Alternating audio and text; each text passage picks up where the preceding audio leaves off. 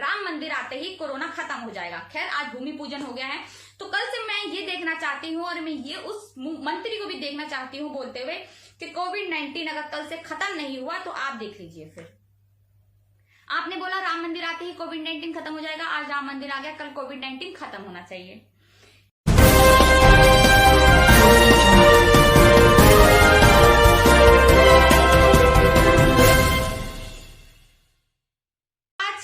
उन्होंने राम मंदिर बनाने का फैसला किया, जो कि एक सुप्रीम कोर्ट का फैसला था। सब लोग मेरी बात ये कान खोल के सुन ले कि ये जो फैसला था वो हमारे प्रधानमंत्री का नहीं था, हमारे मुख्यमंत्री का नहीं था, ये फैसला था सुप्रीम कोर्ट का कि वहां पर राम मंदिर बनाया जाएगा, वो पुरुषोत्तम राम जी की जगह है। मैं किसी की आस्था को हर्ट नहीं करना चाहती, अच्छी बात है कि आपकी आस्था है राम मंदिर से, आप पूजा करिए, वहां पर भूमि पूजन करिए, सब कुछ करिए। पहली बात, अगर भूमि पूजन होता है ये साधुओं का काम होता है, ये हमारे प्रधानमंत्री या फिर हमारे योगी आदित्यनाथ मुख्यमंत्री जी का काम नहीं है, ये सब साधु संतों का काम होता है भूमि पूजन का, वो खुद ही कर लेते हैं। पर शायद राजनीति ज्यादा चमकानी है और 6 सालों में आज तक यही होता आया है, तो बीजेपी ने इस बार भी यही कहा और काफी सारे अलग अलग एक्शन करते हुए हमारे प्रधानमंत्री हमें राम मंदिर में अभी भूमि पूजन जहां पे हुआ है वहां पर दिखे। खासकर जो हमारे पूरे भारत का जो मुख्य इंसान होता है वो होता है राष्ट्रपति। हमारे राष्ट्रपति, क्योंकि ये लोग उनको अछूत मानते हैं, उनको इनवाइट तक नहीं किया गया। पहले उनकी बात अगर मैं आपको याद दिलाऊं कि वही इंसान है जिनको मंदिर में घुसने के बाद मंदिर को शुद्ध किया गया था, क्योंकि उनको ये नीच जात मानते हैं। तो हमारे राष्ट्रपति के साथ जब ये हो रहा है तो आम लोगों की आप सोच लिए कि क्या सिचुएशन होगी, क्या एक तरीके से आम लोगों को क्या क्या फील करना पड़ रहा होगा, जो कास्ट, अदर कास्ट या इन सब चीजों से आते हैं या फिर एक रिलीजन से आते हैं पर्टिकुलर, जिससे ये लोग नफरत करते हैं। आज सोशल मीडिया पे भला ही चल रहा हो कि हाँ ये है वो है राम मंदिर, पर मुझे लगता है कि ये हालात सबसे ज्यादा खराब हालात है हमारे भारत के लिए। क्यों है? क्योंकि हम इस टाइम कोविड-19 यानी कोरोना से गुजर रहे हैं। आज हमने रोज के केस आने, यहाँ वैसे तो हम अमेरिका से पीछे हैं कोरोना में, पर फिर भी जो रोज के केस आने में हमने अमेरिका को भी पछाड़ दिया है, यानी रोज के केस ज्यादा आ रहे हैं हमारे यहाँ अमेरिका से भी ज्यादा।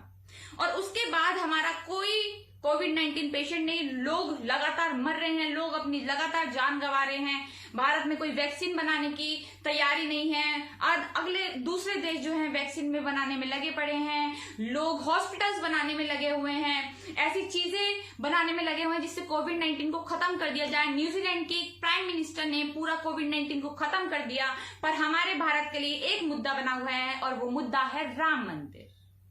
राम मंदिर से इनके जो बहुत सारे नेताओं के मैं आपको बयान बताना चाहूंगी कि उन्होंने बोला कि राम मंदिर आते ही कोरोना खत्म हो जाएगा। खैर आज भूमि पूजन हो गया है, तो कल से मैं ये देखना चाहती हूँ और मैं ये उस मंत्री को भी देखना चाहती हूँ बोलते हुए कि कोविड-19 अगर कल से खत्म नहीं हुआ तो आप देख लीजिए। फिर आपने बोला राम मंदिर आते ही कोविड-19 खत्म हो जाएगा, आज राम मंदिर आ गया, कल कोविड-19 खत्म होना चाहिए।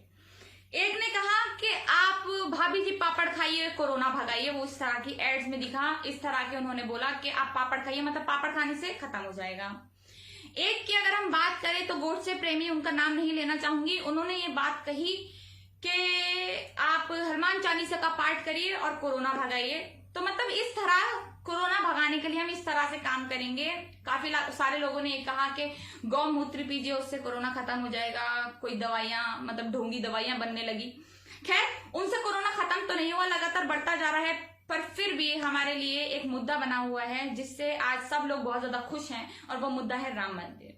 पर मुझे लगता है कि इस टाइम जब हमारा भारत बहुत ज्यादा भूखमरी से गुजर रहा है, हमारे यहाँ लगातार लोग सुसाइड कर रहे हैं, बेरोजगार हो गए हैं, बहुत सी नौकरियां छिन चुकी हैं, लोग बेरोजगार अपने घर पे बैठे हैं, तो मुझे लगता है कि ये टाइम है सोचने का कि हम किस तरह से जो हमारी इकोनॉमी है, जो जमीन तले खिसक चुकी है, उसको हम दोबारा से ऊपर कैसे लाएं, जो हमारे पेशेंट्स है कोविड-19 के उनको ठीक कैसे किया जाए, वैक्सीन बनाने की तैयारी की जाए, किस तरह के उपायों से हम कोविड-19 को भारत से खत्म कर सकते हैं, ये सोचा जाए। पर ये कोई नहीं सोच रहा है। एक ही मुद्दा बना हुआ है यहाँ पे, राम मंदिर। अगर मुझे लगता है कि जय श्री राम का जो नारा देते हैं, जय श्री राम के नारे के लिए उसी के अगर ऊपर उस जगह पे नहीं, उसी नाम को देखते हुए अगर एक नारा बनाते जय श्री राम अस्पताल, जय श्री राम हॉस्पिटल, तो शायद आज हम भी खुश होते और शायद जिसके नाम पे उन्होंने ये हॉस्पिटल बनाया है बीजेपी वालों से, वो भी खुश हो जाते। पर लगातार लोग मर रहे हैं। देखिए, मुझे लगता है लोगों की जान जब तक नहीं होगी, जब तक उनकी आस्था नहीं होगी, जब तक उनका कोई पूजन नहीं होगा, तो जान सबसे ज्यादा जरूरी है मेरे ख्याल से। तो जान को ये बिल्कुल नहीं देखते हुए सिर्फ लोगों की आस्था में लगे हुए हैं, अपनी राजनीति चमकाने में लगे हुए हैं। तो मेरी ऊपर वाले से, ईश्वर से, अल्लाह से, राम से बस एक ही दरख्वास्त है कि कृपया करके हमारे इन लोगों को थोड़ी सद्बुद्धि दें भगवान। थोड़ा तो इनके अंदर दिमाग लिया है अल्लाह कि कुछ तो इनका ठीक हो पाए और हमारे जो हालात हैं, जिस हालातों से हम गुजर रहे हैं, उस हालात से हम बाहर आकर अपने भारत को एक अच्छा देश दोबारा बना सके। जो हमारी इकोनॉमी है, जो हमारी नौकरियां हैं जो जा चुकी है, उनको दोबारा से हम ला सके। तो मेरा इस वीडियो का बस एक ही एम था, एक ही मेरे को उम्मीद है आपसे कि आप इन चीजों को समझिए।